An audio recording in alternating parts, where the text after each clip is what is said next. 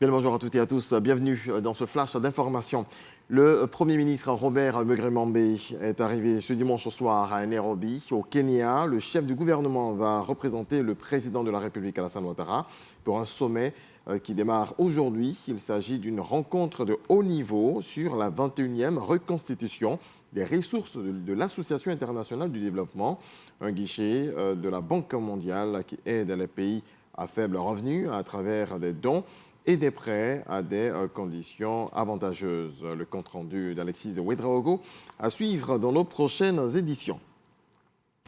Les incendies de dépôts de gaz sont fréquents dans le pays. La situation inquiète l'Office national de la protection civile qui, en collaboration avec les ministères en charge du commerce et de l'énergie, ont initié un moment de réflexion à l'idée de trouver justement des solutions. On voit cela avec Jean-Marc Djadji.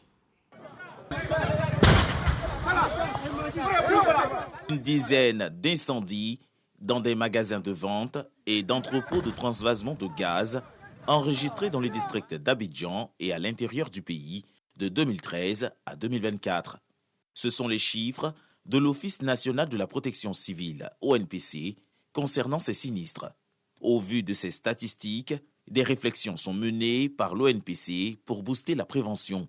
Après analyse, un rappel aux normes de sécurité incendie est fait par les experts.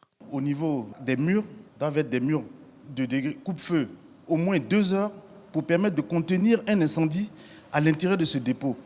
Ce qui va éviter en fait que ce feu ne se propage très rapidement aux différentes habitations qui sont aux alentours. Et des normes de ventilation aussi de ces dépôts-là. Les ministères en charge du commerce et de l'énergie sont partie prenante du projet. Cette situation que nous constatons est déplorable, mais le ministère du Commerce a déjà anticipé.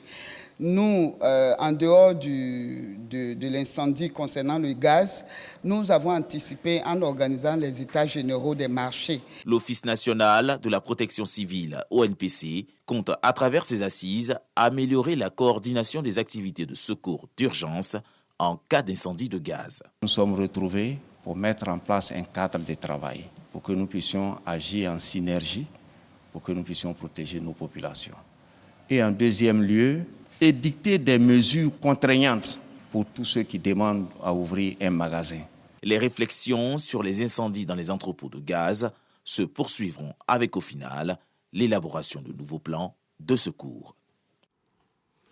Direction Grand Biribi, où une cinquantaine de femmes de milieux défavorisés bénéficient de prise en charge médicale, des opérations gratuites de fibrome pour certaines, de kystes pour d'autres, et une dizaine ont subi un accouchement assisté par césarienne.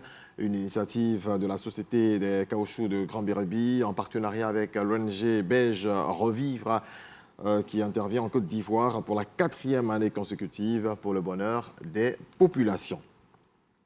Dans le reste de l'actualité, après la BBC et Voice of America, le Burkina Faso a décidé de suspendre la télévision francophone TV5 Monde pour 2 semaines, ainsi que plusieurs sites d'information étrangers jusqu'à nouvel ordre, tous accusés d'avoir diffusé un rapport accusant l'armée de tuerie.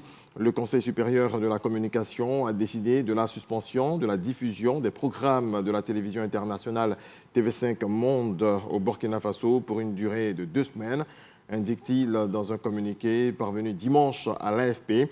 Le CSC justifie les nouvelles suspensions par la diffusion du contenu d'un rapport de Human Rights Watch publié jeudi et accusant l'armée burkinabé aux prises avec les groupes armés djihadistes d'avoir exécuté au moins 223 civils, dont au moins 56 enfants, dans 2 villages le 25 février dernier.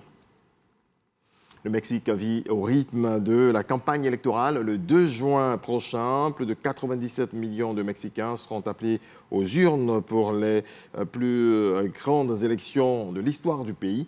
Ils éliront députés, sénateurs, maires, gouverneurs, ainsi que leur nouveau président. Ce dimanche avait lieu le 2e débat présidentiel.